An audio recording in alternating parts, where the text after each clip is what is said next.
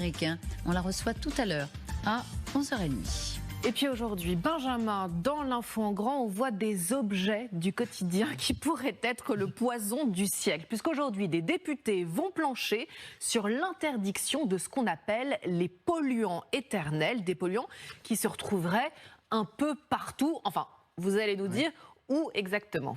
Alors, les casseroles et les poêles, on en parle beaucoup, c'est le cas. Mais il faut aussi parler d'emballage alimentaire, notamment les boîtes dans lesquelles vous avez les kebabs, qui sont fréquemment cités. Tout ce qui est vêtements imperméables ou déperlants, là aussi, polluants éternels. Ça peut aller jusqu'aux cordes de guitare pour qu'elles soient bien résistantes. Et même des produits cosmétiques, je regardais, les fonds de teint ou des mascaras peuvent faire appel. Le mascara, je le mets tous les jours. En fait, le point commun de tous ces objets, même le mascara, quand vous en mettez, c'est que vous voulez que ça résiste, que ça tienne bien. Ça résiste notamment à l'eau, par exemple. Et en fait, c'est la propriété de ces polluants éternels que vous allez sans doute croiser sous l'acronyme PFAS. On dit PFAS. Le F, il est pour l'atome de fluor. Je vais vous expliquer pourquoi c'est très résistant. Parce qu'en fait, vous avez les atomes de carbone et les atomes de fluor. La liaison, elle est très très forte. Et donc, la molécule, elle va être très résistante. Propriété ignifuge contre le feu, imperméable, anti-adhésive. Et une autre propriété, c'est que ça se diffuse facilement. Ça se diffuse dans l'eau, ça se diffuse dans la terre, ça se diffuse dans l'air. Et en 2019, Santé publique France a fait une grande enquête épidémiologique, savoir quelle part des Français avaient des polluants éternels dans le sang. Et alors le verdict en 2019 était que découvert au moins un chez 100% des adultes et 100% des enfants. Ce qui peut paraître anxiogène, évidemment, on parlera de la dose. Mais on voit que oui, factuellement, ces polluants sont partout et ils sont surtout présents. Ça, c'est une carte des concentrations dans l'eau qu'avait publié Le Monde l'année dernière. Et vous voyez qu'en fait, surtout des sites industriels, et on voit que alors, les Français sont pas les pires.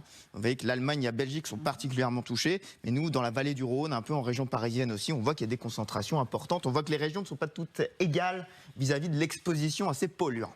Alors, vous dites ce qui peut paraître angoissant, mais c'est un euphémisme, c'est très angoissant. Alors, dites-nous s'il y a un risque avéré pour notre santé. Alors, je me suis appuyé sur des études américaines parce que les Américains sont en pointe dans ce combat qu'ils mènent contre ces polluants éternels. Une organisation nommée National Academy of Science Engineering Medicine a fait une compilation des risques. Bon, alors ils les ont gradués. Il y a le risque qui est cité comme étant très probable avec un niveau de preuve important.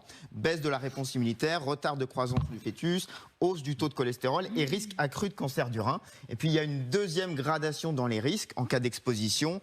Risque possible, niveau de preuve insuffisant, manque d'études, mais fortement suspecté maladie de la thyroïde, risque accru de cancer du sein et des testicules, baisse de la fertilité et diabète. Alors j'ai dit exposition. Exposition, qu'est-ce que ça veut dire?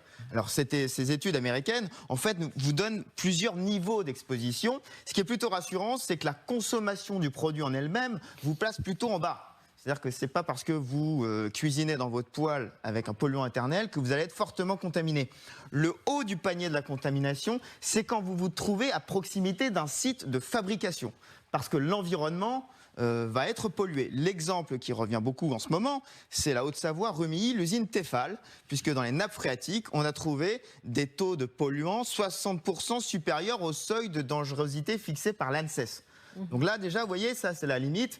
C'est plus le site de fabrication que la consommation en elle-même du produit. Et la deuxième limite à cette crainte, c'est que les polluants éternels, vous en avez au moins 2 qui sont cités comme cancérogènes ou cancérogènes probables par l'OMS, mais vous en avez des milliers et des milliers qui existent aujourd'hui. Alors, c'est sur ça qu'il y a un flou. Si vous voulez, par exemple, si je prends l'usine à Salindre chimique, elle dit, nous, notre polluant éternel, certes, on en rejette, mais il est 20 000 fois moins toxique. Donc c'est ça le débat, c'est que vous avez plein de polluants éternels et peut-être que la nocivité n'est pas la même pour tous. Alors ça veut dire que des géants de l'industrie française pourraient avoir à tout changer si la loi passe. Est-ce qu'ils ont elles ont, ces industries, des alternatives? Alors voilà les secteurs qui sont dans le viseur. Donc on veut interdire. Interdire, ça veut dire interdire de produire, interdire de importer aussi et d'exporter. Cosmétiques, textiles, ustensiles de cuisine, fardes de ski, vous avez le dessous du ski, parce que ça pourrait polluer la neige et puis polluer à terme les sols et les rivières. Ustensiles de cuisine, alors vraiment la difficulté elle est pour Tefal, parce que Tefal, c'est le revêtement qui fait sa force. quand vous regardez, ils ont déjà changé. Ils ont arrêté un polluant éternel en 2012 et ils en ont pris un autre qu'ils expliquent justement être moins nocif. Donc Tefal n'a pas renoncé et ne veut pas et ne peut pas, en tout cas c'est son discours, renoncer au polluant éternel pour ses poils.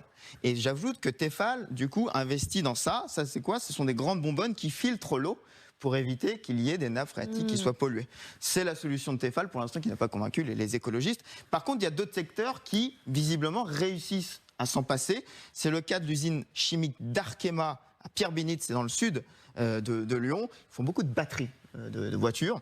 Et eux, ils disent, on a mis en place un dispositif de filtration et fin 2024, eh bien, ce sera la fin des additifs fluorés dont on parle depuis tout à l'heure. Vous voyez que quand même, toutes les industries ne sont pas logées à la même enseigne et toute la question est de savoir si le législateur va tout interdire ou va faire un peu de la dentelle.